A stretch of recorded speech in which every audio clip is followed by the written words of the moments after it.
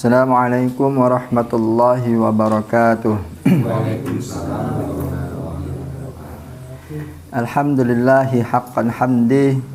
Alhamdulillahi hamdan katsiran thayyiban mubarakan fi. Nahmaduhu wa nasta'inuhu wa nastaghfiruh wa nastahdih wa natubu ilaih.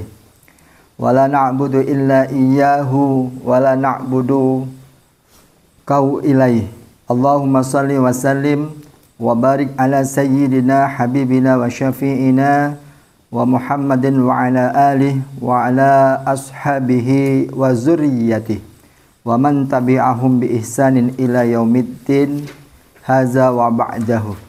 Summas Allahumma salli wa sallim ala sayyidina Muhammadin wa alihi adada ni'amillahi wa ifdalih.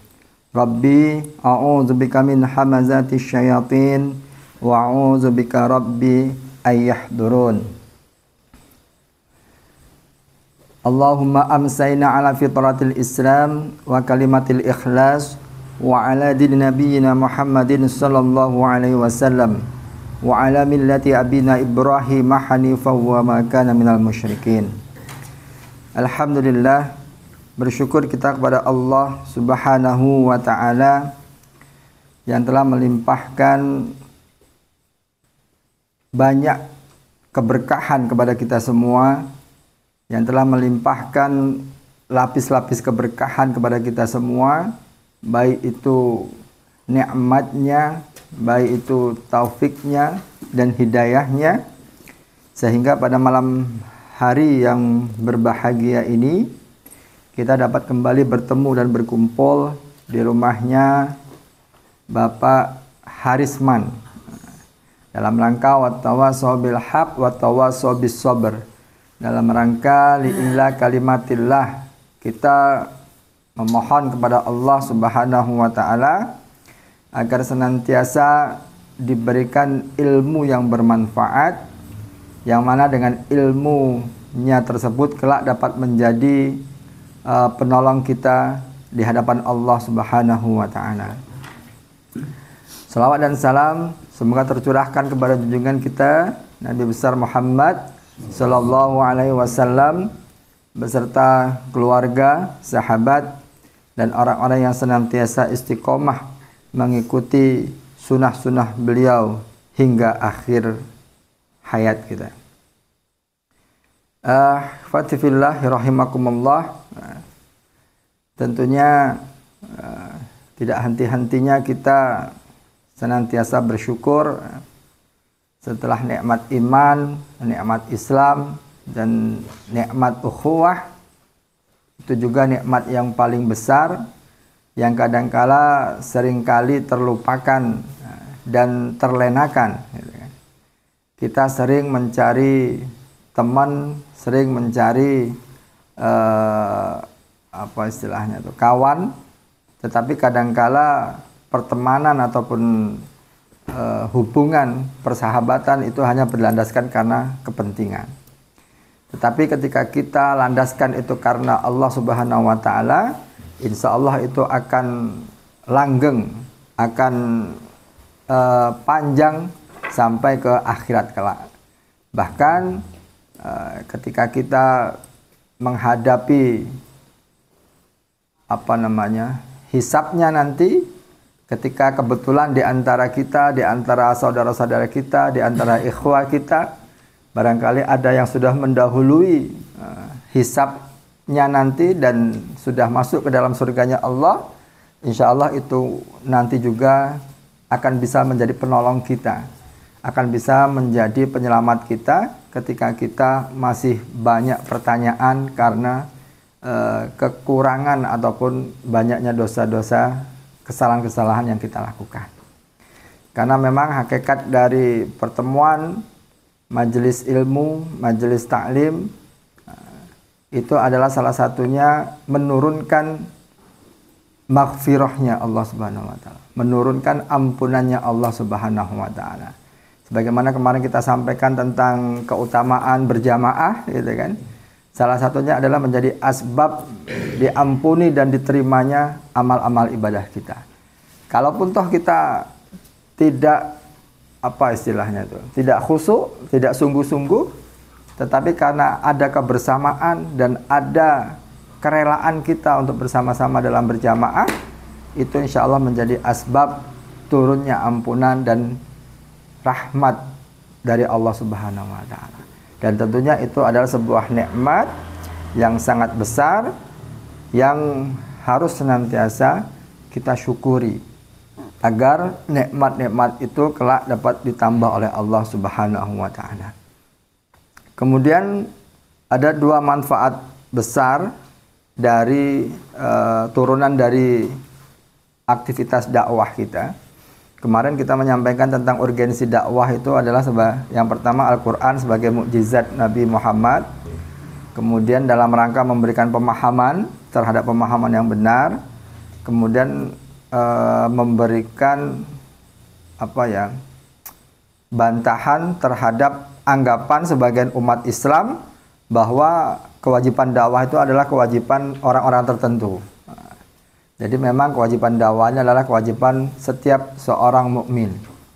Memang aktivitas dakwah ini adalah aktivitas utama para nabi. Seluruh nabi-nabi diturunkan oleh Allah Subhanahu wa Ta'ala itu adalah untuk menyampaikan risalahnya Allah Subhanahu wa Ta'ala, untuk menyampaikan ajaran-ajaran yang diturunkan oleh Allah Subhanahu wa Ta'ala. Dan aktivitas setiap nabi itu adalah aktivitas dakwah.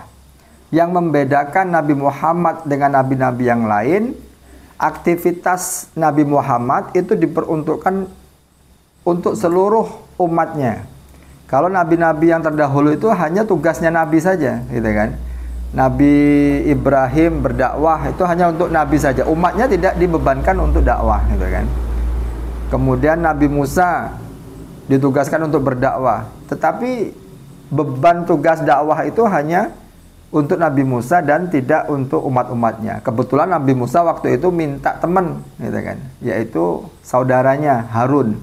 Maka diberikan tanggung jawab dakwah itu kepada Musa dan Nabi Harun. Seandainya Nabi Musa waktu itu tidak minta teman, ya hanya Nabi Musa saja yang diperintahkan untuk berdakwah. Begitupun nabi-nabi yang lain, ada Nabi Isa, gitu kan. Nabi siapa lagi? Nabi Daud, gitu kan.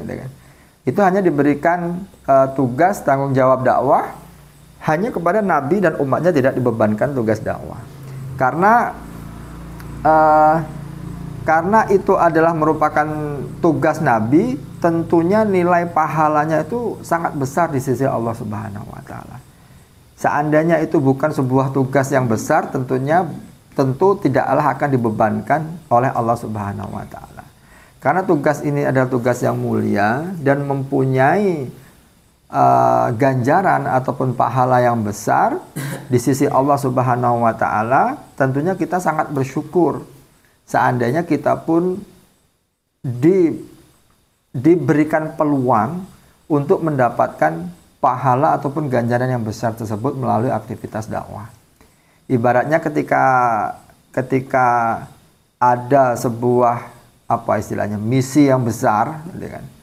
Itu ketika kita dilibatkan dalam aktivitas misi itu, pasti tentunya kita akan sangat senang, gitu kan. Misalkan di desa, gitu kan, ada aktivitas besar, aktivitas besar di sini kira-kira nih? Panitia bayangan. Oh, ya.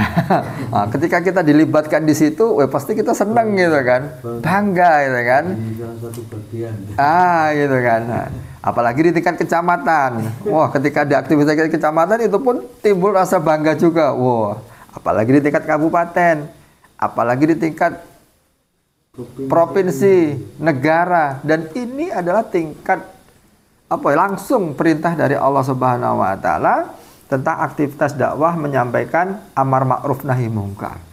Dan tentunya ini adalah sebuah tugas yang sangat besar dan yang sangat penting, dan tentunya kita muncul kebahagiaan di dalam diri kita ketika kita diberikan peluang untuk bisa melakukan tugas yang besar ini, yaitu amar ma'ruf nahi mungkar.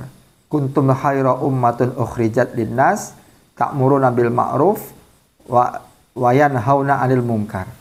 Hendalah ada segolongan umat, sekelompok orang yang senantiasa menyerukan kebaikan dan mencegah kemungkaran. Dan itu adalah tugas yang diturunkan, yang diperintahkan langsung oleh Allah Subhanahu wa Ta'ala. Maka dua manfaat besar gitu kan dari turunan dari pentingnya dakwah itu adalah yang pertama, di pengadilan Allah nanti itu kita akan diselamatkan karena aktivitas dari dakwah yang kita lakukan, gitu kan. Kemudian yang kedua, manfaat yang kedua itu adalah dunia akan semakin cepat dihuni oleh orang-orang yang bertakwa, gitu kan. Dengan aktivitas dakwah yang kita lakukan, yang pertama itu adalah nanti kita di pengadilan Allah kita akan diselamatkan, dan yang kedua, maka akan semakin banyak orang yang akan memperoleh hidayahnya Allah Subhanahu wa Ta'ala, atau semakin banyak orang-orang yang bertakwa, gitu kan. Dan tentunya dengan banyaknya orang yang bertakwa di sekitar kita, di lingkungan kita, itu secara otomatis kemungkaran akan semakin berkurang. Dan amar ma'ruf itu akan semakin berkembang, akan semakin banyak dilakukan oleh orang-orang. Sehingga orang akan senantiasa watawasau bil haq, watawasau bis sabr. Orang akan senantiasa berlomba-lomba dalam kebaikan dan berlomba-lomba dalam kesabaran, ya, gitu kan. Bukan hanya menasehati itu sudah menjadi tugas, tetapi dengan semakin banyaknya orang mendapatkan hidayah, orang akan berlomba-lomba, gitu kan. Akan berlomba-lomba menyampaikan kebenaran dan berlomba-lomba dalam sabar menghadapi berbagai macam persoalan kehidupan, gitu kan. Sebagaimana Allah jelaskan dalam surat Al-A'raf, gitu kan, ayat 164, orang yang berdakwah itu akan beruntung di dunia dan akhirat, gitu kan. Dan yang tidak berdakwah itu apa istilahnya tuh? Allah akan diibaratkan seperti kera, gitu kan, di dalam surat Al-A'raf itu. Mungkin kalau ada yang bisa buka terjemahannya nanti bisa dibuka, gitu kan. Jadi Allah jelaskan di surat Al-A'raf itu ayat 66 sampai ayat 64 sampai 166. Di situ tentang keutamaan orang yang berdakwah, yang mana orang yang melakukan aktivitas dakwah dia bukan hanya beruntung di akhirat, tetapi dia juga akan mendapatkan keberuntungan di dunia. Tetapi sebaliknya, bagi orang-orang yang lepas ataupun tidak peduli, bukan hanya tidak peduli, mungkin menghalang-halangi. Beberapa kesempatan yang lalu pernah kita menyampaikan kan tentang orang yang menghalangi dakwahnya Nabi, termasuk itu kan Abu Lahab dan istrinya, gitu kan. Bukan hanya mengejek, bahkan menghalangi dan menghambat pergerakan dakwah yang dilakukan oleh Nabi ataupun saat ini, itu kan. Itu Allah gambarkan orang itu akan seperti kera. Nah, jadi sifat kera itu kan sifat orang yang tidak peduli dan rakus, gitu kan. Nah, jadi kalau dikasih satu, diambil. Dikasih satu lagi, dia ambil lagi. Dikasih lagi, masih dia ngambil lagi. Dan dikasih semuanya. Kalau dikasih lagi masih, gitu. Walaupun ini mubazir, itu kan. Jadi seolah-olah semuanya itu hanya untuk kepentingan dirinya sendiri. Bahkan salah satu wataknya kera itu sampai-sampai saking kecintaannya dia terhadap yang dia pegang, itu dia tidak akan mau lepaskan, gitu kan. Yeah. Makanya kalau nangkep kera itu kan di dalam lubang itu kan pernah kan. Yeah. Kalau dia sudah masuk ke lubang, ada kacang, dia sudah genggam kayak gini, itu tidak bisa lepas ya. Padahal kan kalau dia lepas itu tinggal dilepaskan baik. Itu kan ada pernah lihat videonya itu kan. Nah, jadi dalam suatu lubang itu ada kacang-kacangan makanan. Nah, dia ngerogoh ke situ, dia ambil kacang-kacangan itu. Nah, ketika dia genggam ini, tidak bisa ditarik ini. Padahal kalau dia mau melepaskan itu lepas. Oh, itu sampai orang nangkep dia ya tidak dilepasin itu. Kacang itu kan. Nah, itu sifatnya kera itu kan. Dia saking kecintaannya terhadap yang dia miliki, itu mengalahkan logikanya. Dia mengalahkan keselamatan dirinya sendiri gitu kan. Ya itu contoh gitu kan. Artinya manusia ketika dia lepas dari nasihat-nasihat, dia akan tumbuh kecintaan terhadap dunia. Ketika dunia itu sudah melebihi daripada kecintaannya terhadap Allah dan Rasulnya, ataupun kecintaan terhadap ibadah ataupun ketaatan kepada Allah, maka itu justru akan merusak dirinya sendiri. Dia justru akan membinasakan dirinya sendiri. Nah, sebetulnya mudah dia ingin lepas dari kebinasaan itu. Tinggal dia lepaskan itu. Lepaskan dunia itu gitu kan. Lepaskan kepemilikan kita. Lepaskan rasa apa istilahnya tuh ya? Kecintaan kita terhadap apa yang kita miliki. Ya bukan berarti kita tidak peduli, tetapi jangan sampai kecintaan kita terhadap apa yang kita miliki itu melebihi daripada kecintaan kepada Allah Subhanahu wa taala. Sehingga ketika ada panggilan-panggilan ibadah kepada Allah, itu akan mudah untuk kita jalankan, mudah untuk kita laksanakan. Dan tentunya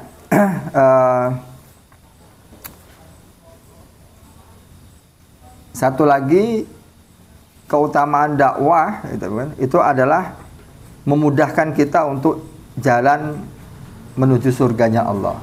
Tentunya tadi setelah diampuni oleh Allah, itu akan menjadikan kita masuk ke dalam surganya Allah Subhanahu wa taala. Sebagaimana dalam sebuah hadis yang disampaikan oleh dalam riwayat Tirmizi, man salaka tariqan yatlubu fihi ilman salakallahu bihi tariqan min turukil jannah. Barang siapa yang menempuh jalan ilmu, maka Allah akan memudahkan jalannya untuk menuju surga. Nah, jalan ilmu itu banyak penafsirannya. Bisa ditafsirkan jalan dakwah. Otomatis ketika kita berada di jalan dakwah, di situ akan banyak ilmu-ilmu yang diturunkan oleh Allah. Di situ akan banyak kepahaman yang akan bisa diambil pelajaran bagi orang-orang yang menapaki jalan dakwah itu sendiri. Nah, ketika kita berkumpul dalam majelis taklim seperti ini pun bagian daripada dakwah itu sendiri. Dan di sini juga Allah akan menurunkan rahmatnya, menurunkan ilmunya, dan insya Allah akan menjadi jalan menuju ke surganya Allah Subhanahu wa taala. Makanya kemarin pernah kita sampaikan, jalan mudah untuk mendapatkan ampunan Allah Subhanahu wa taala itu adalah dengan kita senantiasa berjamaah ataupun hadir di dalam majelis-majelis ilmunya Allah Subhanahu wa taala. Gitu kan.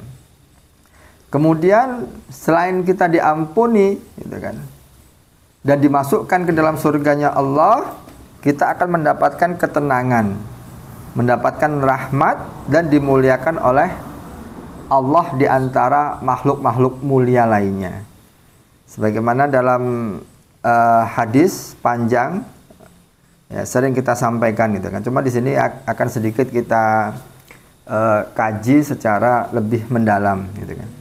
Tidaklah suatu kaum berkumpul di salah satu rumah dari rumah-rumah Allah, gitu kan. Penafsiran ditafsirkan itu adalah sebuah masjid, gitu kan. Bisa, tetapi juga tidak menutup kemungkinan rumah-rumah yang senantiasa dijadikan untuk tempat berzikir, gitu kan. Kemudian di situ dibacakan kitabullah, kemudian kitabullah selain dibaca itu juga saling dipelajari, maka akan turun kepada mereka itu adalah ketenangan. Mereka akan senantiasa dinaungi rahmat, kemudian dilingkupi para malaikat Allah, dan mereka akan disebut-sebut oleh Allah di antara sisi makhluknya yang dimuliakan Allah, gitu kan. Nah, ini dalam hadis riwayat Muslim. Maka ketika kita berada di jalan dakwah, ketika kita berada di dalam majelis ilmu, ketika kita berkumpul seperti ini, maka akan Allah tumbuhkan rasa ketenangan di dalam hati kita. Allah akan naungi dengan rahmatnya, dan para malaikat akan turun di antara orang-orang yang berkumpul dan mengembangkan sayapnya, dan kita akan senantiasa disebut-sebut di antara makhluk-makhluk mulia di sisi Allah Subhanahu wa ta'ala. Kemudian makna dari mereka akan dinaungi oleh malaikat itu dijelaskan oleh para mufassir yang bernama Al-Mula Al-Qari, itu kan. Maknanya itu mereka akan ditolong dan dimudahkan dalam upaya mereka menuntut ilmu, ataupun akan dimudahkan dan diberikan petunjuk dalam kehidupannya. Jadi orang-orang yang konsisten, istiqomah dalam menuntut ilmu di jalan dakwah, dia akan senantiasa diberikan kemudahan-kemudahan. Dia akan ditolong dan senantiasa diberikan petunjuk dan didoakan oleh para malaikat yang menaunginya. Selama dia berkumpul sampai dia selesai, itu akan senantiasa didoakan oleh para malaikatnya, gitu kan. Jadi sangat luar biasa sekali. Kita pun kalau seandainya disebutkan, dibangga-banggakan di antara orang-orang yang berkumpul ketika ada acara kumpul, itu aja kita sudah senang, gitu kan. Ketika acara sedekahan, gitu kan, nama kita disebut, wah kita sudah rasa bangga, gitu kan. Gitu kan. Itu di lingkup desa ataupun dusun RT barangkali, gitu kan. Apalagi di tingkat atasnya, apalagi di sisi Allah Subhanahu wa ta'ala, di antara seluruh manusia, di antara seluruh makhluk-makhluknya Allah, di situ ada malaikat, orang-orang soleh, gitu kan. Dan nama kita disebut-sebut Allah karena aktivitas dakwah kita, karena aktifnya kita di dalam pertemuan-pertemuan majelis ilmu yang senantiasa kita hadiri. Jadi subhanallah, itu kan, ketika kita mengharapkan amal-amal yang kita lakukan, ketika kita hanya mengandalkan ibadah-ibadah yang kita lakukan untuk mendapatkan ampunannya Allah, tentunya itu tidak akan sebanding dengan nikmat-nikmat yang Allah berikan kepada kita. Jadi untuk apa istilahnya itu ya, untuk menuju ke surganya Allah, untuk mendapatkan ampunannya Allah, itu tidak akan sebanding dengan amal-amal ibadah yang kita lakukan. Karena ibadah yang kita lakukan dibandingkan satu nikmat yang Allah berikan, itu sangat jauh sekali. Sebagaimana dulu ada kisah seorang ahli ibadah yang dia sangat membanggakan dengan amal ibadahnya. Karena sudah, kalau orang dulu kan hidupnya sampai ratusan tahun, gitu kan. Nah, karena selama ratusan tahun dia digunakan untuk beribadah, gitu kan. Suatu ketika diriwayatkan, di situ dijelaskan orang yang ahli ibadah itu meninggal, dan ketika dihisab, kata Allah, wahai malaikat, masukkan hambaku ini ke dalam surgaku karena rahmatku. Wah, ini yang ahli ibadah ini protes. Ya Allah, tunggu dulu ya Allah, gitu kan. Aku selama ini beribadah kepadamu, kok dimasukkan ke dalam surga itu karena rahmatmu, bukan karena ibadahku, gitu kan. Kan sombong dia, gitu kan. Gitu kan. Bukan karena ibadahku. Oh, ya sudah, kalau kayak gitu kita hitung-hitungan, kata Allah, gitu kan. Totalan. Setelah dihitung ternyata nikmat dari mata yang diberikan itu pun tidak sebanding dengan ibadah yang dia lakukan selama ini. Belum dari nikmat-nikmat yang lain, nikmat dari tubuh yang lain, dari dari organ-organ yang lain gitu kan. Nikmat yang lain-lain ternyata tidak sebanding dengan amal ibadah yang ratusan tahun yang telah dilakukan. Makanya ketika dia membantah itu langsung dia sujud itu kan, minta ampun kepada Allah. Kalau begitu masukkanlah aku dengan rahmatmu, kata gitu kan. Akhirnya pasrah dia gitu kan.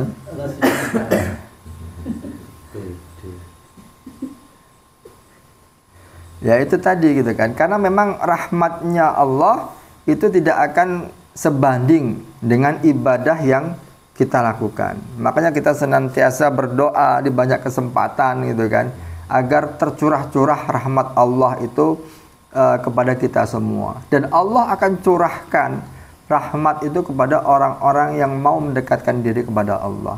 Terutama orang-orang yang mau melaksanakan aktivitas dakwah. Terutama bagi orang-orang yang mau menyempatkan diri berkumpul di dalam majelis-majelis ilmunya Allah. Orang-orang yang mau bangkit dan mensegerakan, walaupun dalam kondisi apapun kecuali dalam keadaan yang syar'i, dia meluangkan waktunya untuk berkumpul dan berjamaah dan mengagungkan nama Allah, maka disitulah Allah akan mencurah-curahkan rahmatnya Allah Subhanahu wa ta'ala. Kemudian dijelaskan tentang rahmat Allah. Sesungguhnya Allah itu menyediakan 100 bagian rahmatnya Allah Subhanahu wa ta'ala. Dan satu bagian rahmat Allah itu dikasih dan dibagikan bagi seluruh makhluk alam semesta, gitu kan.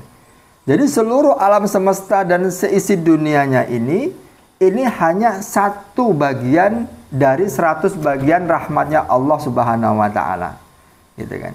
Jadi satu bagiannya aja sudah luar biasa kita rasakan. Dan satu bagian ini Allah bagikan kepada seluruh makhluknya tanpa milih-milih, baik itu mukmin, baik itu musyrik, itu Allah berikan satu bagian dari rahmatnya Allah. Nah, makanya ada ungkapan gitu kan, dia tidak ibadah, tidak sholat tapi rezekinya banyak gitu kan. Yaitu salah satu istidraj gitu kan. Allah berikan satu bagian rahmatnya itu, Allah kasih tapi Allah tidak sayang gitu kan. Satu bagian ini Allah kasihkan tapi tidak ada kasih sayang Allah di situ. Gitu kan. Ibarat kita itu kan ketika kita memberikan sesuatu kepada orang itu kan belum tentu kita sayang dengan orang itu. Tetapi ketika orang itu disayang Allah, pasti akan dikasih. Ketika kita sayang dengan seseorang, dia belum minta pun kita kasih gitu kan. Apalagi dia minta gitu kan. Kita belum ngomong pun ketika kita disayang, maka akan banyak pemberian-pemberian yang akan diberikan. Itu yang membedakan orang yang beriman dengan orang yang tidak beriman. Dan orang yang beriman itu Allah sediakan 99 bagian dari rahmatnya Allah Subhanahu wa ta'ala. 99 bagian itu akan diberikan ketika kita berada di dalam surganya Allah Subhanahu wa ta'ala. Itu kan? Jangan sampai kita sebagai orang yang beriman, sebagai orang yang diberikan pengetahuan tentang kasih sayangnya Allah, kita melepaskan 99 bagian di akhirat hanya untuk mengejar satu bagian rahmatnya Allah. Artinya kita sibuk aktivitas dunia kita mengejar nikmat mengejar rahmatnya Allah dengan bekerja, mengejar rahmatnya Allah dengan aktivitas usaha kita, tetapi kita melupakan 99 bagian rahmatnya Allah yang telah Allah sediakan bagi orang-orang yang beriman. Allah sediakan bagi orang-orang yang mau berdakwah, yang mau menuntut ilmu, yang mau memperkuat ketaatannya kepada Allah, gitu kan. Yang mau menjalin silaturahim karena Allah, yang mau terus amar ma'ruf nahi mungkar, itu Allah janjikan dengan 99 bagian rahmat yang telah Allah sediakan untuk orang-orang yang beriman. Kemudian salah satu bukti orang itu mendapatkan rahmat Allah apa gitu kan? Tanda ataupun tanda. Tanda orang mendapatkan rahmat Allah itu adalah dia berlemah lembut kepada orang lain. Lemah lembut kepada semua orang. Jadi salah satu bukti dia mendapatkan rahmatnya Allah, kasih sayangnya Allah, dia akan tumbuh rasa kasih sayang juga kepada orang lain, gitu kan. Ketika tidak ada rasa kasih sayang di dalam dirinya, itu juga perlu dipertanyakan tentang turunnya rahmat Allah di dalam dirinya. Orang yang bertakwa, orang yang beriman, itu akan muncul sisi kelembutan di dalam hatinya dibandingkan sisi keegoisannya, gitu kan. Jadi kalau ada orang yang ahli ibadah, banyak ilmu, tetapi kok marah-marah, itu dipertanyakan, gitu kan. Harusnya dia tidak mudah marah, gitu kan. Marah itu ketika orang melakukan kesalahan ataupun kemaksiatan. Marah itu ketika orang tidak melakukan kewajiban-kewajiban kepada Allah, gitu kan. Marah itu ketika orang menghina atau menyepelekan ajaran-ajaran Allah, gitu kan. Tetapi bukan karena keegoisan, bukan karena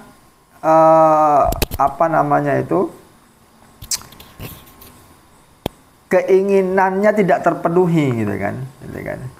Ini ada orang yang tidak sesuai dengan hatinya, tidak sesuai dengan pengharapannya, itu kan, dia marah-marah, itu kan, tanpa sebab. Nah, itu juga perlu dipertanyakan. Nabi Muhammad SAW itu adalah manusia yang tercurah-curah rahmatnya Allah Subhanahu Wa Taala. Bagaimana kelembutan Nabi Muhammad ketika menghadapi umatnya. Bagaimana ketika Nabi Muhammad berdakwah di Taif, itu kan, yang mana masyarakat Taif itu bahkan sampai melempari dengan batu, bukan hanya menolak, itu kan.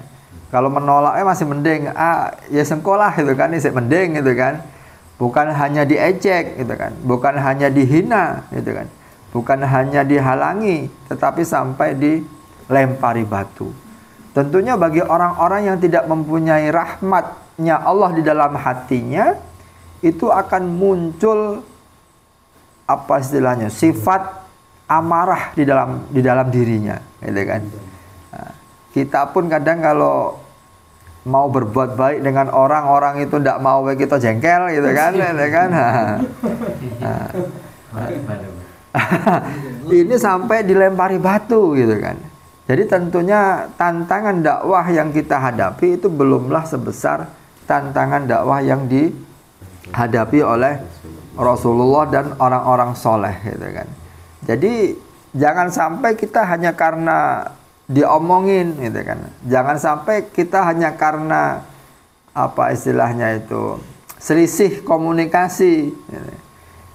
Itu menjadikan kita berhenti di jalan dakwah ini.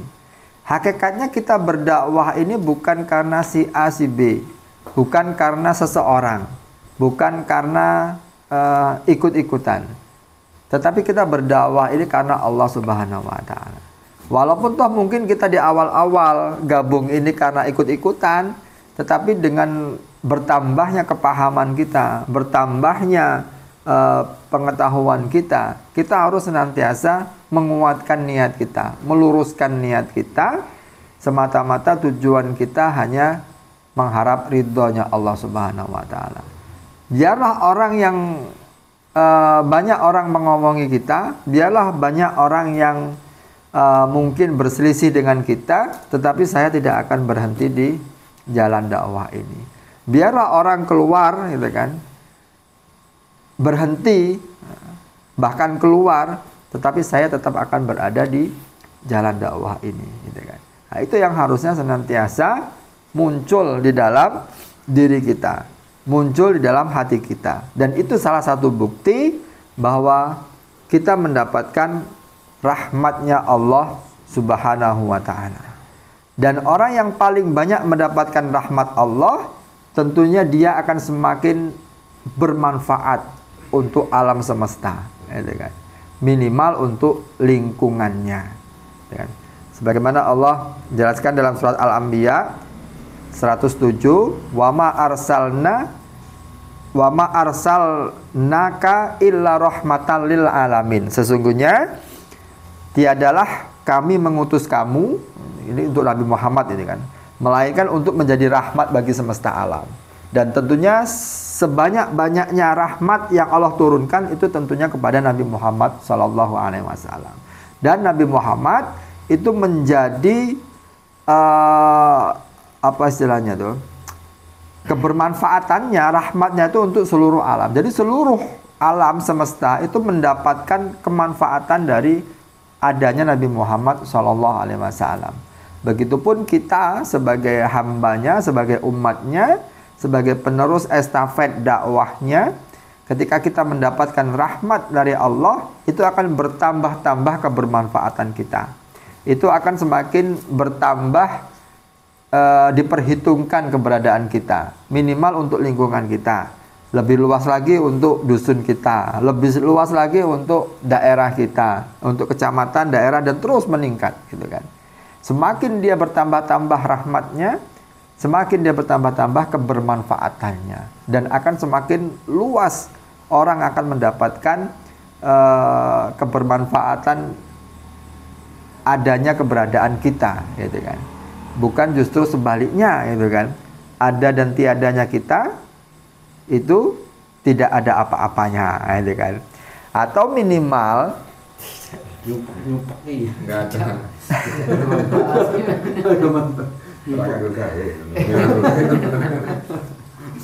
Eneng gene ngaruhe ora enek ya ora enek ngaruhe. Minimal apa ya istilahnya itu, adanya kebermanfaatan kita itu juga kadangkala tidak berbanding lurus dengan ketenaran ataupun keterkenalan, kepopularitasan kita di sisi lingkungan kita, di sisi daerah kita. Orang yang terkenal di dunia itu belum tentu dia terkenal di langit, bahasanya seperti itu. Tetapi orang yang terkenal di langit itu insya Allah akan terkenal di dunia, walaupun mungkin terkenalnya itu setelah orang itu meninggalkan dunia. Dan itu kan banyak kita jumpai, gitu kan. Nah, ya mungkin ya kisah Uwais Qarni, gitu kan. Itu orang yang tidak terkenal, bahkan di lingkungannya itu terkenal sebagai orang yang miskin, orang yang apa istilahnya tuh, rendah, tidak berilmu, tidak punya banyak teman, sahabat. Tetapi karena memang dia membangun kedekatan dia kepada Allah, dan Allah curahkan rahmat kepada dirinya, dia menjadi orang yang terkenal di langit. Dan ketika dia meninggal, itu baru orang itu ngeh, gitu kan. Kenalnya itu ketika orang itu meninggal, dan itu tidak apa-apa, gitu loh. Kalaupun memang Allah mau memperkenalkan kita di dunia ini ketika kita telah meninggalkan dunia, ya itu tidak ada ruginya bagi diri kita. Tetapi jangan sampai kita mengejar popularitas, mengejar keterkenalan kita untuk lingkungan kita dengan meninggalkan hubungan kita kepada Allah Subhanahu wa taala. Kebanyakan orang saat ini kan seperti itu. Sibuk mencari apa istilah itu? Cari perhatian, caper, gitu kan. Banyak orang yang caper, cari perhatian dengan berbagai macam cara, dengan berbagai macam apa istilahnya? Hal yang dia lakukan, walaupun itu tidak disukai dengan temannya, gitu kan. Kan sering, dia tuh cari perhatian, gitu kan.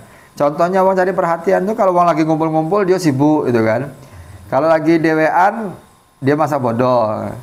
Kalau lagi gotong royong dia paling rajin, gitu kan. Nah, kalau lagi ada acara dia paling sibuk, cari perhatian, gitu kan. Supaya orang kenal dengan dirinya.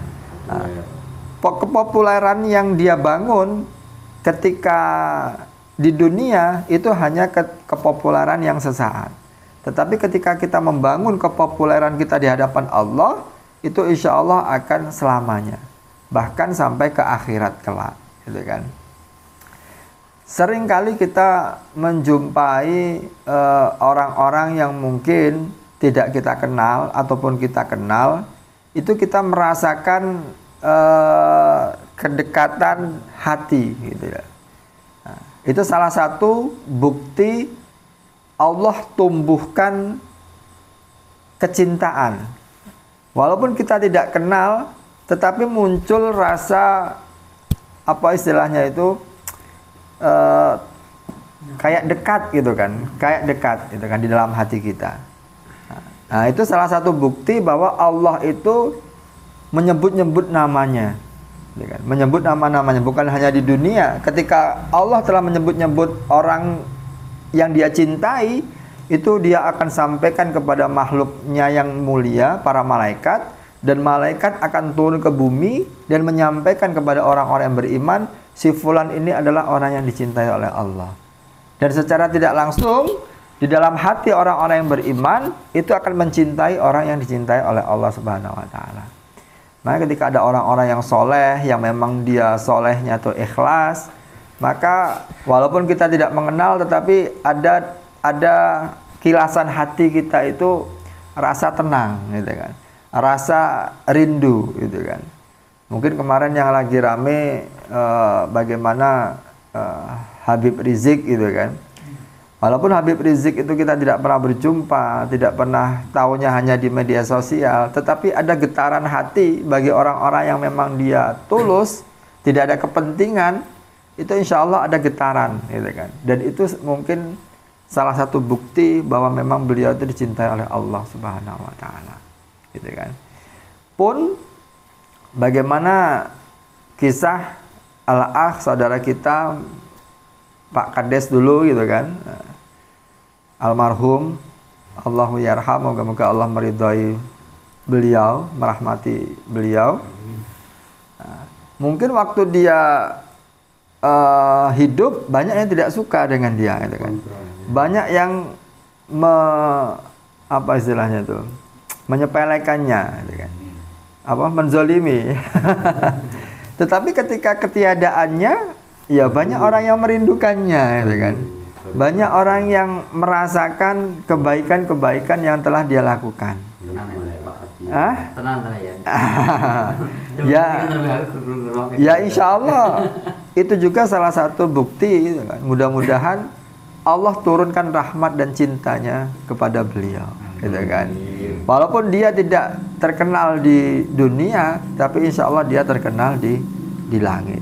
Dan hendaklah seperti itu yang kita lakukan, yang kita bangun. Jadi kita melakukan aktivitas dakwah ini bukan untuk mengejar kepopularitasan kita di dunia, tetapi kita ingin mengejar kepopularitasan kita di akhirat, di sisi Allah Subhanahu wa taala. Agar Allah menyebut-nyebut nama kita, Allah membangga-banggakan nama kita di hadapan makhluk Allah yang Allah muliakan, yaitu para malaikat dan orang-orang soleh, gitu kan. Maka tentunya itu akan menjadi sebuah kebahagiaan tersendiri bagi kita ketika kita disebut-sebut nama kita di sisi Allah Subhanahu wa taala. Kemudian yang pertama tadi, Allah merahmati, rahmat Allah turun. Ini makna dari turunan dari dakwah tadi ya, turunannya itu kan. Pokoknya bagaimana nulisnya nanti itu kan. Kemudian selanjutnya, selain Allah merahmati,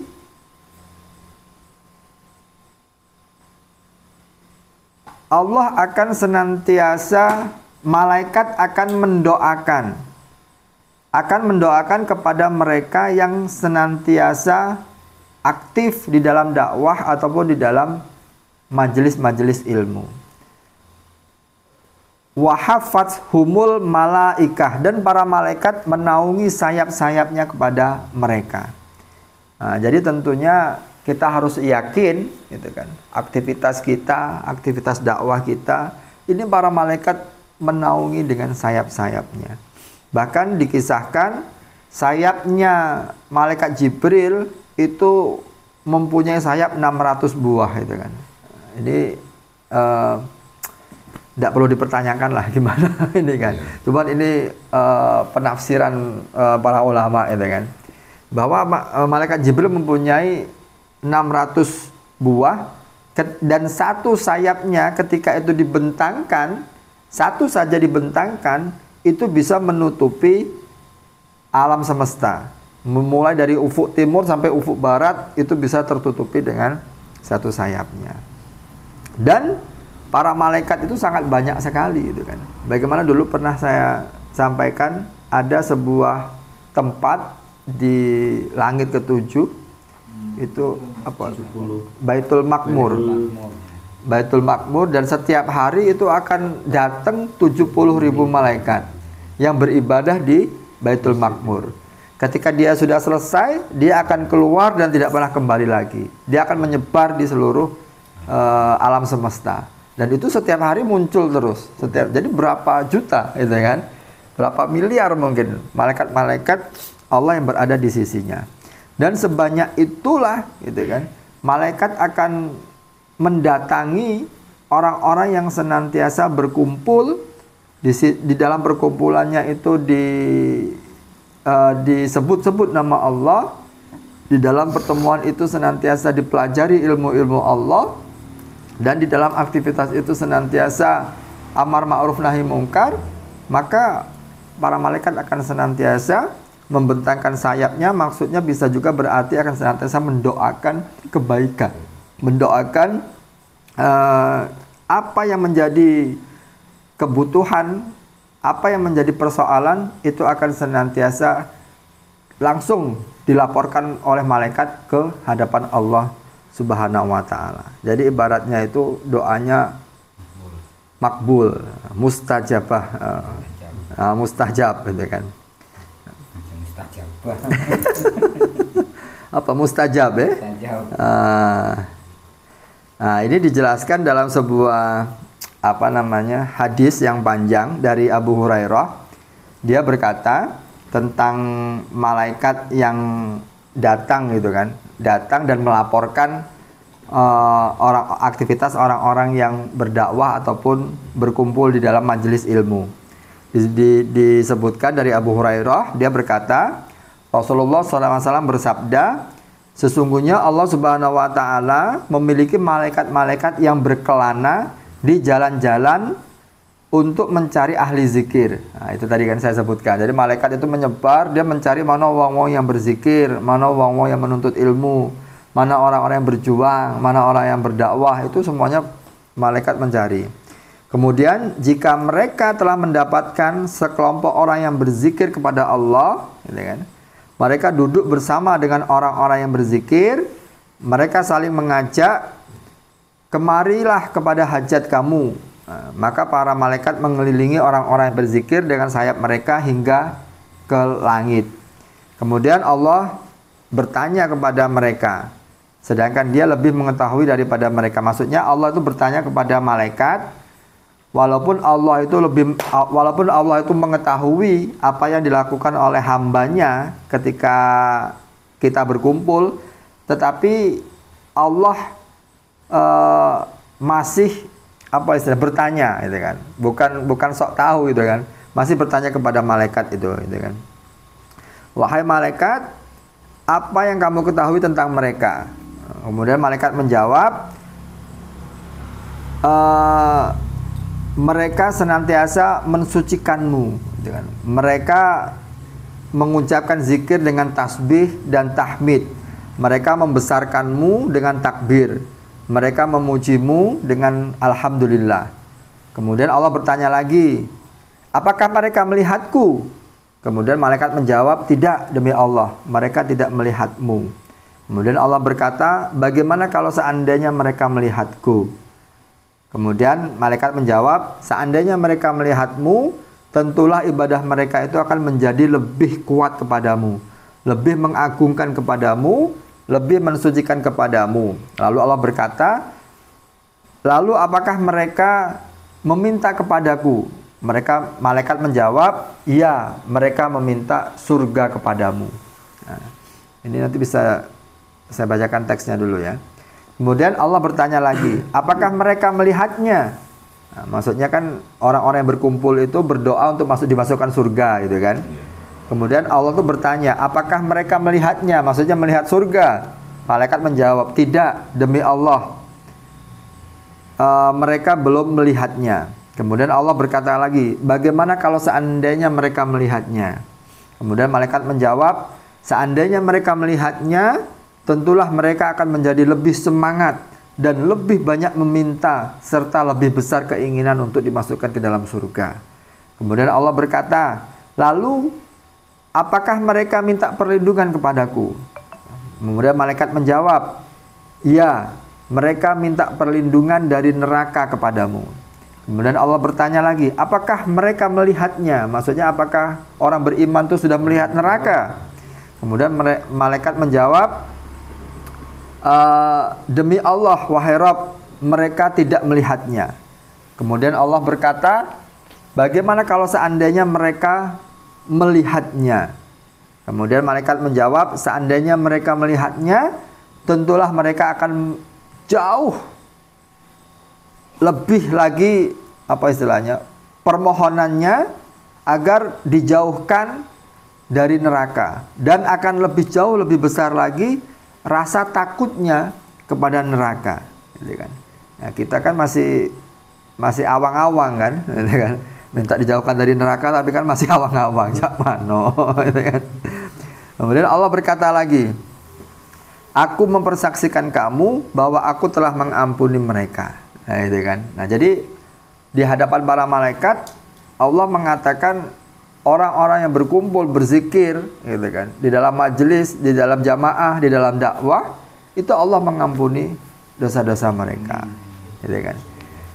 Kemudian seorang malaikat di antara para malaikat itu bertanya, ya Allah, di antara mereka tuh ada si fulan, dia termasuk, dulu di sini juga aku nyampaikan ini kalau salah, itu kan, yang artinya di dalam aktivitas zikir ini,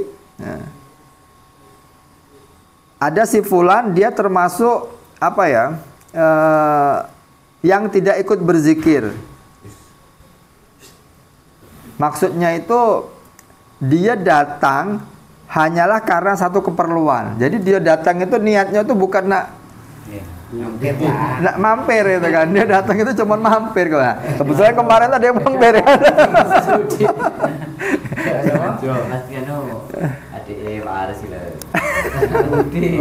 Ya di sinilah aku nyampaikan kemarin itu kan. Nah, ini kan maksudnya ketika Allah tuh menyampaikan, saksikanlah malaikat, aku telah mengampuni mereka. Nah, jadi malaikat ini dia bertanya, ya Allah, di antara yang berkumpul itu ada salah satu orang yang dia itu tidak berniat untuk berzikir. Dia datang itu karena ada keperluan, gitu kan. Kemudian Allah berkata, mereka yang duduk di dalam majelis itu, gitu kan, teman duduk mereka tidak mencela, apa istilahnya, semua yang duduk di dalam majelis itu semuanya termasuk di dalam orang-orang yang tidak dicela, gitu kan. Artinya orang-orang yang telah diampuni oleh Allah Subhanahu wa taala. Walaupun dia niatnya itu memang cuma ngopo kayak kok rame-rame gitu kan. Atau mungkin niatnya mau nemui wong yang ada di dalam majelis itu, gitu kan. Karena keberadaan dia kumpul dan duduk di situ, itulah menjadi asbab diampuni oleh Allah Subhanahu wa taala. Jadi subhanallah itu kan. Kemudian di riwayat lain ada Rasulullah SAW bersabda, menyampaikan, di antara para malaikat itu berkata, wahai Robku, di kalangan mereka itu ada seorang hamba yang banyak sekali kesalahannya. Ia hanya lewat saja di antara orang-orang berkumpul, lalu ia duduk bersama mereka. Lalu Allah pun berkata, aku pun mengampuninya. Mereka adalah satu kaum yang tidak akan sengsara ketika duduk bersama di dalam majelis ilmu. Nah, jadi subhanallah itu kan. Keutamaannya itu yang pertama tadi dirahmati yang berikutnya tadi dirahmati Allah, kemudian ini yang kedua ini diampuni dosa-dosanya dan didoakan, senantiasa didoakan oleh para malaikat. Jadi tentunya ini sebuah aktivitas yang tidak sia-sia gitu kan, dan itu semuanya ada di aktivitas pupa kita. Kita senantiasa diawali dengan memuji Allah, diawali dengan berzikir, diawali dengan tasbih, tahmid, bahkan kita membaca Al-Quran itu bagian dari kita berzikir kepada Allah. Kemudian kita amar ma'ruf nahi mungkar, wa tawassaw bil haq wa tawassaw bis sabr. Ini tentunya rangkaian aktivitas yang insya Allah masuk dalam kategori yang Allah sebutkan dalam hadis ini gitu kan. Jadi tentunya ini sebuah nikmat yang harus senantiasa kita jaga dan kita istiqomahkan sampai akhir hayat kita. Ini jam berapa nih? Mau diteruskan? Oke, kita cepat Pak ya. Ada sedikit lagi. Kemudian selanjutnya setelah Allah turunkan rahmatnya, Allah ampuni dan didoakan para malaikat. Yang selanjutnya itu adalah Allah turunkan sakinah, gitu kan. Allah turunkan ketentraman, ketenangan, gitu kan, di dalam hati orang-orang yang kumpul di dalam majelis ilmu ataupun di dalam aktivitas dakwah. Ketika ingat Allah, akan Allah tambah ketenangannya, gitu kan. Ketika kita ingat Allah, maka Allah akan selesaikan seluruh persoalan-persoalan. Walaupun toh persoalannya itu tidak selesai, minimal ada ketenangan di dalam diri kita ketika kita menghadapi berbagai macam persoalan. Karena Allah lebih besar dari seluruh makhluknya. Allah lebih besar daripada seluruh persoalan-persoalan kehidupan kita. Tetapi kalau kita ingat makhluk, yang jadi hanya kegelisahan. Kalau kita lagi dihantam persoalan, kita tidak lari kepada Allah, tetapi kita justru lari kepada makhluk, kepada manusia, yang ada hanya kecewa, gitu kan? Ketika iya, gitu kan? Ketika tiba-tiba kita harus dibenturkan oleh kebutuhan mendesak, gitu kan? Wah, ini mendesak, ini nek ora ditolong, kayaknya bakal diuber-uber wong, gitu kan? Kita datang langsung ke si A yang kita anggap dia itu bisa bantu kita. Ternyata tidak sesuai harapan. Nah, itu akan hanya muncul kekecewaan, kegelisahan. Tetapi ketika Allah tumbuhkan apa istilahnya itu?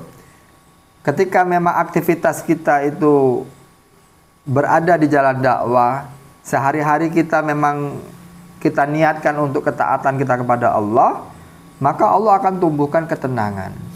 Ketika menghadapi permasalahan pun kita yakin, langsung kita kembalikan kepada Allah. Ya Allah, gitu kan.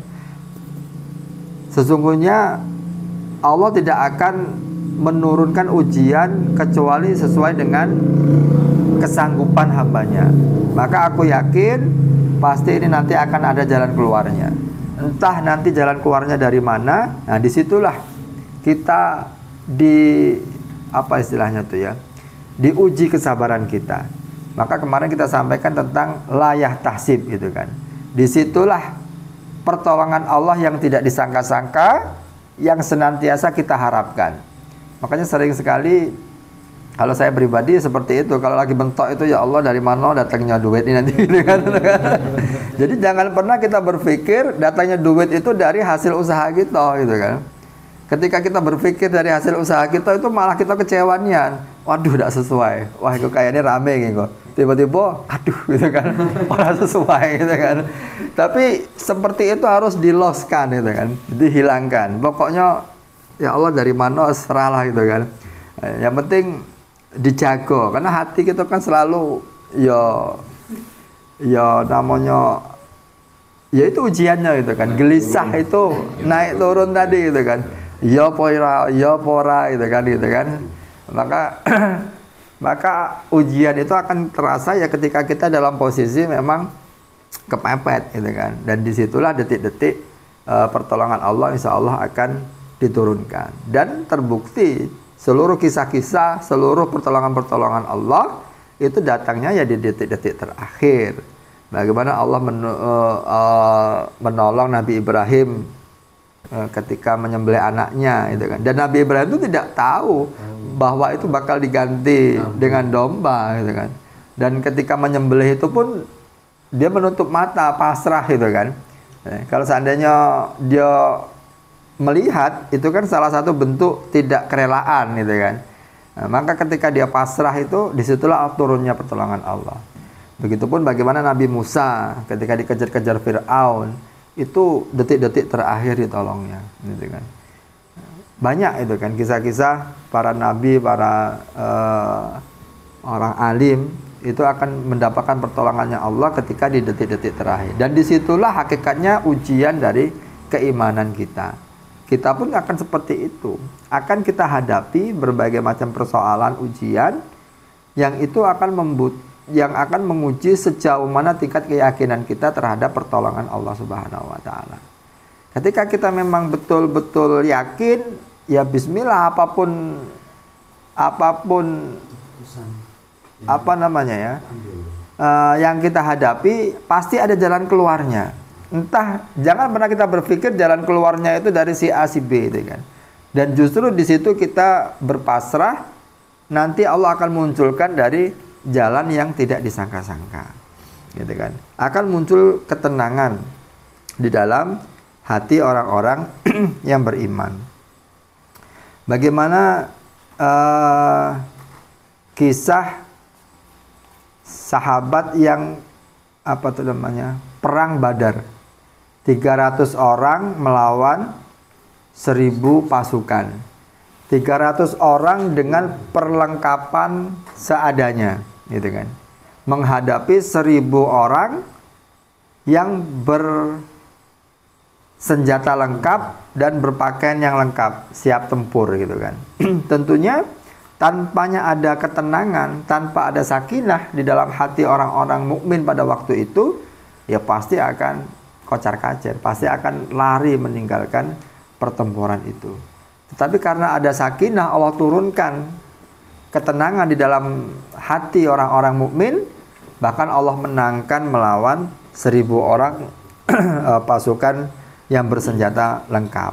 Nah, jadi marilah kita senantiasa mengharap kepada Allah akan senantiasa dimunculkan sakinah di dalam diri kita. Dan dari mana datangnya sakinah itu? Yaitu ala bizikrillah tatma'innul qulub. Datangnya ketenangan itu dari kedekatan kita, hubungan kita kepada Allah Subhanahu wa taala. Dengan zikir dan ketaatan kita kepada Allah dan duduk di dalam majelis ilmu, dalam aktivitas dakwah, ini akan terus menumbuhkan ketenangan di dalam hati kita.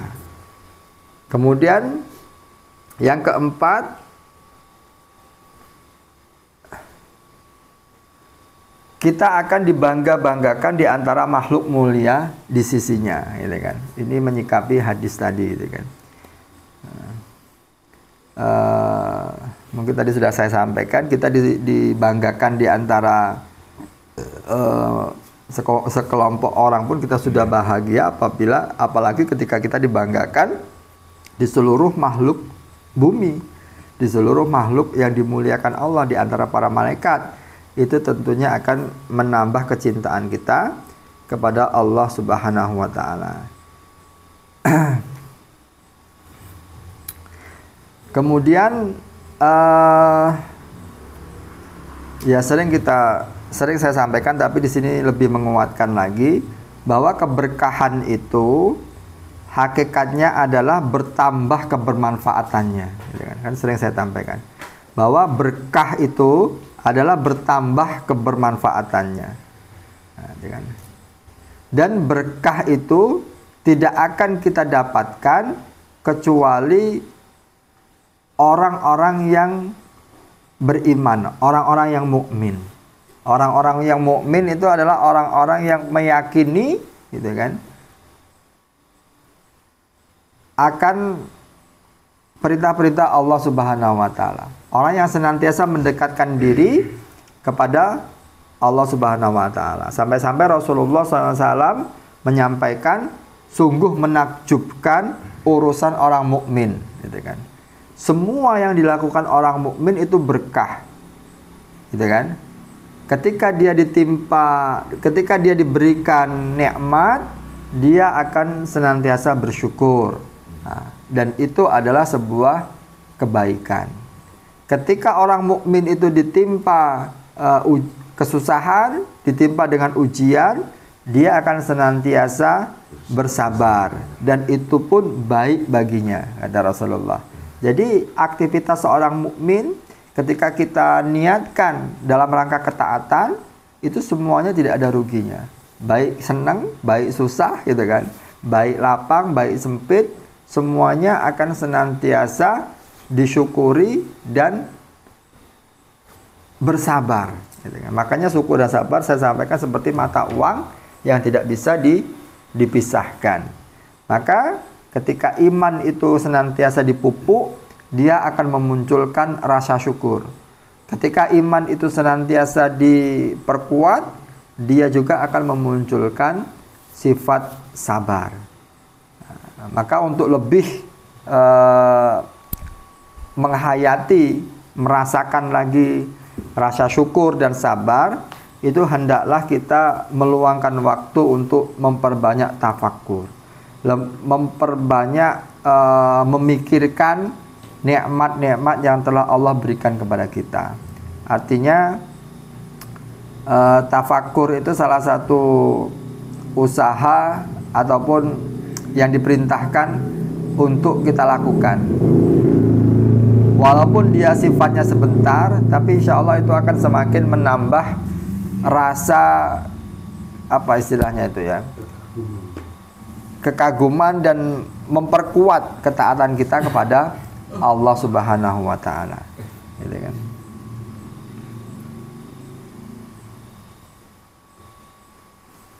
Banyak sekali kisah-kisah orang yang senantiasa apa istilahnya itu, melandaskan keyakinannya itu kepada Allah Subhanahu wa taala. Banyak sekali orang yang berkah itu kebermanfaatannya itu berlimpah-limpah. Sering kita menyampaikan harta yang berkah itu dia akan bertambah kebermanfaatannya, gitu kan. Ketika dia mempunyai rumah, rumahnya berkah, maka dia akan menjadi manfaat bagi banyak semua orang. Ketika dia mempunyai kendaraan, kendaraannya itu berkah, maka kendaraannya itu pun akan banyak manfaat untuk banyak orang, bukan hanya untuk dirinya sendiri, gitu kan. Orang yang membutuhkan bisa tertolong, keluarga yang membutuhkan bisa terbantu, gitu kan. Bukan sebaliknya, gitu kan. Saat ini kan banyak sekali orang memiliki harta benda, tetapi tidak mempunyai nilai manfaat, gitu kan. Hanya untuk dirinya sendiri. Maka hakikatnya kembali lagi jangan sampai nanti kita disifati sebagai yang Allah sebut tadi dalam surah Al-Anfal tadi sebagai kera, gitu kan. Kita mencintai apa yang kita cintai itu melebihi kecintaan kita kepada Allah Subhanahu wa taala. Sedangkan ketika kita cinta kepada Allah, hakikatnya kita juga cinta kepada manusia. Ketika kita cinta kepada Allah, maka kita juga cinta kepada kebaikan. Ketika kita cinta kepada Allah, maka kita pun akan tumbuh kelembutan di dalam hati kita. Jadi keberkahan itu akan berbanding lurus dengan kebermanfaatan.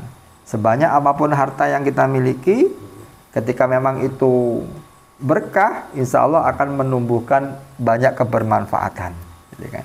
Banyak orang yang akan merasakan kebermanfaatan dari apa yang kita miliki. Kemudian yang terakhir, sa'adah, bahagia. Jadi berkah itu selain manfaat, dia akan menumbuhkan kebahagiaan, gitu kan? Bahagia karena kecintaannya itu dilandaskan kepada Allah Subhanahu wa taala. Karena benda yang dia dapatkan itu mempunyai kebermanfaatan, gitu kan? Jadi ketika apa yang kita miliki itu berkah, itu selain dia banyak bermanfaat, itu akan memunculkan kebahagiaan bagi orang yang memilikinya. Kadang-kala kan ada kita mungkin ketika kita mempunyai apa gitu kan, ketika itu bermanfaat itu muncul bahagia. Ketika kita bisa menolong orang gitu kan, itu akan muncul kebahagiaan, gitu kan. Dan kebahagiaan itu hakikatnya turun daripada keberkahan yang Allah turunkan kepada kita, gitu kan. Beda dengan orang yang kepeksa, gitu kan. Nolong tapi kepeksa, gitu kan. Tidak ada kebahagiaan, gitu kan. Wah jatuh, aku rarene mau, gitu kan. Orang kenggo, kepeksa, gitu kan. Belum marani betul.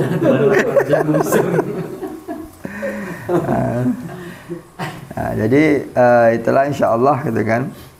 Ketika memang aktivitas kehidupan kita itu diberkahi Allah, dirahmati Allah, itu akan memunculkan kelembutan di dalam hati kita, akan memunculkan kebermanfaatan di dalam diri kita, dan akan memunculkan kebahagiaan di dalam diri kita. Bukan hanya diri kita, insya Allah kepada keluarga kita dan orang-orang yang di sekitar kita, itu pun akan merasakan apa yang sama yang kita rasakan.